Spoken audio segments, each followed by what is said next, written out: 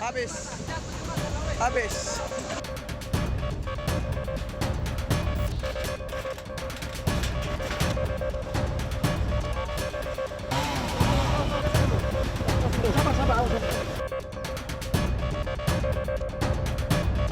Semua rumah hancur. Kita sampai di sudut juga pohonnya jatuh. Ribuan rumah milik warga di Provinsi Nusa Tenggara Timur rusak akibat siklon tropis Seroja. Salah satunya adalah di desa tempat saya berdiri saat ini, yaitu Desa Taklale, Kabupaten Kupang, di mana di sini lebih dari 6.000 rumah warga rusak dan 50%-nya adalah dalam kondisi rusak berat. Warga desa ini pun terpaksa harus mengungsi di posko pengungsian atau di rumah kerabat mereka.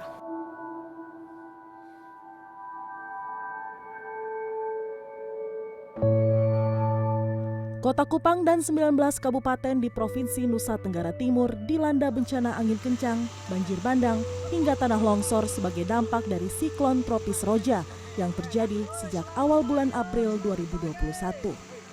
Bencana tersebut membuat ribuan orang terpaksa mengungsi, ratusan orang meninggal dunia, dan puluhan lainnya belum diketahui keberadaannya.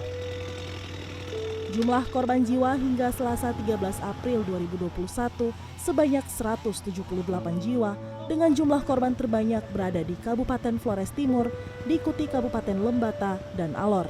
Hal ini lantaran wilayah Flores dilanda banjir bandang dan diikuti dengan bencana longsor yang menelan beberapa desa warga setempat. Siklon tropis Seroja ini dampaknya hampir seluruh kabupaten yang ada di Nusa Tenggara Timur. Dampaknya. Kemudian yang mengalami musibah kematian itu memang beberapa kabupaten.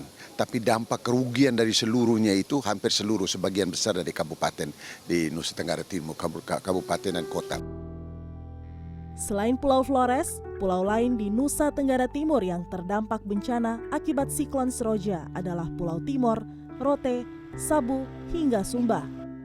Kabupaten Malaka di Pulau Timor misalnya, rumah-rumah milik warga 23 desa di 3 kecamatan rusak, bahkan sebagian hanyut akibat diterjang banjir bandang.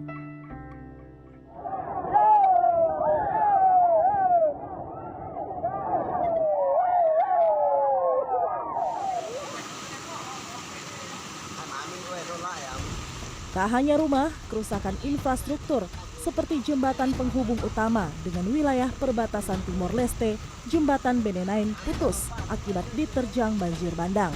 Perbaikan jembatan langsung ditangani Kementerian PUPR. Begitu pula dengan wilayah Rotendao yang sempat terputus aksesnya akibat tak dapat dijangkau untuk sementara, baik jalur laut maupun udara pasca angin kencang siklon Seroja yang menerpa wilayah ini. Gubernur Nusa Tenggara Timur Victor Laiskodat mengecek kondisi sejumlah wilayah terdampak seperti Desa Papela yang berada di pesisir pantai dan berkoordinasi dengan pemerintah Kabupaten Rotendao untuk menyiapkan lahan relokasi masyarakat agar pindah ke tempat yang lebih aman.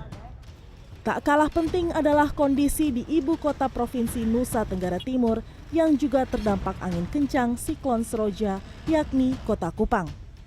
Selain kerusakan rumah, pertokoan, hingga tempat-tempat ibadah, fasilitas umum seperti tiang dan kabel listrik pun ambruk ke jalan karena tak kuat menahan kencangnya angin. Hal ini menyebabkan listrik padam berhari-hari, sinyal telekomunikasi hilang di berbagai lokasi, sehingga membuat aktivitas di Kota Kupang sempat lumpuh. Sulitnya akses komunikasi ini pun sempat berdampak pada lambatnya penanganan di wilayah Kabupaten Kupang dibanding kabupaten lainnya, yang pada kenyataannya lebih dari 6.000 rumah warga rusak, 50% diantaranya rusak berat dan memakan belasan korban jiwa. Presiden Joko Widodo yang datang ke Flores Timur dan Lembata memastikan logistik bagi pengungsi.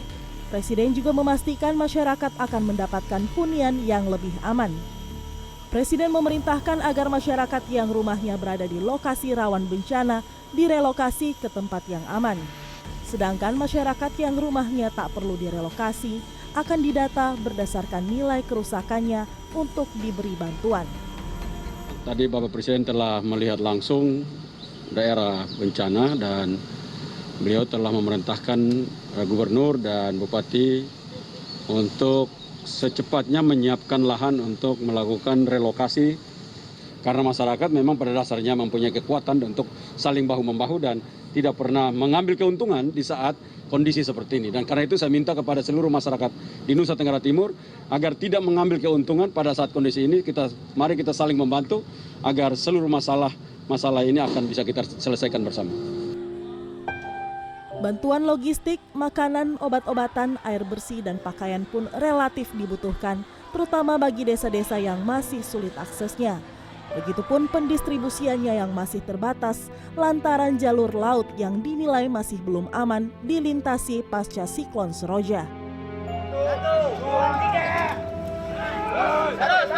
Kedepan, penambahan alat berat seperti eksavator pun diperlukan, terutama di kabupaten-kabupaten rawan bencana, guna mempercepat proses evakuasi dan penanganan di area bencana.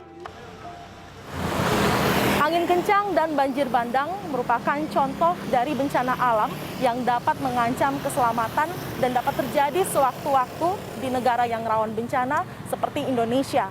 Bencana alam yang terjadi di Nusa Tenggara Timur menunjukkan pentingnya upaya mitigasi dan penanganan yang cepat untuk meminimalisir jumlah korban jiwa.